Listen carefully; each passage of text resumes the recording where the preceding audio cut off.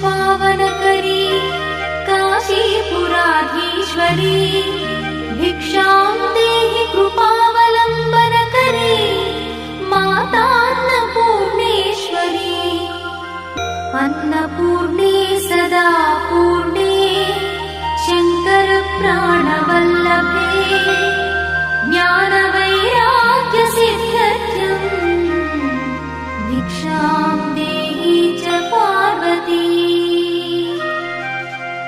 माता च पार्वती देवी पिता देवो महेश्वरः बान्धवा शिवभक्तश्च स्वदेशो भुवनत्रयम् बान्धवा शिवभक्तश्च स्वदेशो भुवनत्रयम् इति श्री